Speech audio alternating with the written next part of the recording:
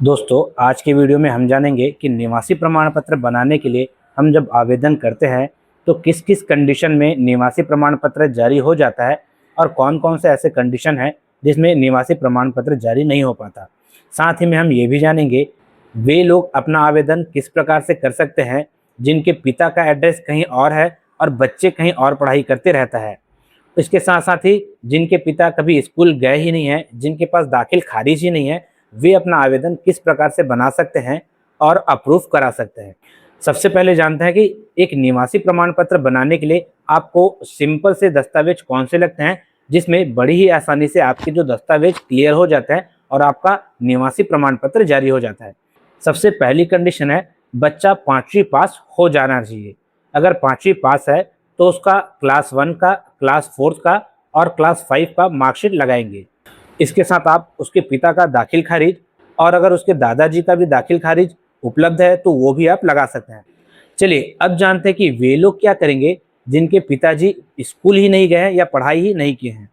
ऐसे लोगों को जब अपना निवास प्रमाण पत्र बनाते हैं तब वहाँ पर उनको अपनी किसी अचल संपत्ति का जो दस्तावेज है वो अपलोड कर देना चाहिए। जैसे कि अगर आपके पास भूमि है, जमीन है, तो आप पर्चा उसमें अपलोड कर सकते हैं।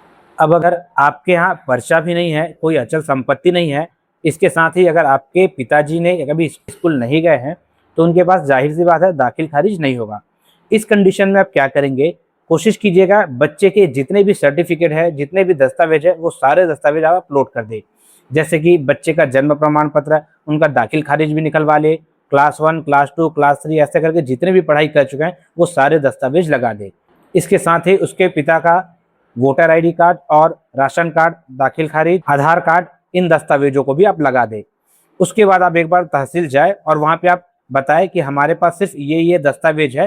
तो दोस्तों इसमें से 95% केसेस में जो निवासी प्रमाण पत्र वो जारी हो जाता है। अगर आपका निवासी नहीं बन पा रहा है और आपको कुछ अलग प्रकार का समस्या आ रहा है, जो समस्या शायद मैंने बताया उसमें से ना हो, तो आप बिल्कुल कमेंट बॉक्स में कमेंट करें। मैं कोशिश करूंगा कि इसका आपको सटीक जवाब मैं दे सकूं या इसके पीछे जो भी कारण है उसका मैं पता लगा सकूं। अब दोस्तों जाति प्रमाण पत्र, जाति प्रमाण पत्र उन्हीं लोगों का बनता है जो अपने पूर्वजों का रिकॉर्ड दे सकता है। जैसे छत्तीसगढ़ में अगर ओबीसी का आपको बनाना है तो आपके पास 1984 से पहले का रिकॉर्ड होना चाहिए, जो कि आपका मिसल या जमाबंदी या B1 जो भी हो सकता है।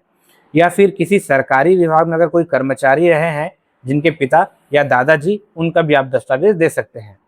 इसके साथ ही अगर वो पढ़ाई किए होंगे उनका दाखिल खारिज भी आप दे सकते हैं, इससे भी बन जाता है। इसी में अगर SC और ST का देखा जाए तो आपको 1950 से पहले का रिकॉर्ड देना होता है। अगर ये दस्तावेज आप दे दें तो जाति प्रमाण पत्र आपका आसानी से बन जाता है। ध्यान रखेंगे जाति प्रमाण पत्र और निवासी प्रमाण पत्र ये दोनों अलग अलग हो सकते हैं।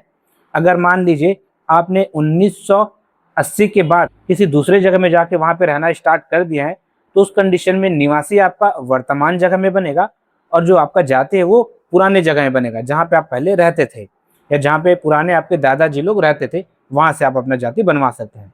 जाति बनाने के लिए सिंपल सा आप अपने तहसील में आवेदन करके आप अपना तहसील से रिकॉर्ड निकलवा सकते हैं, जो कि मिसल या जमाबंदी होता है।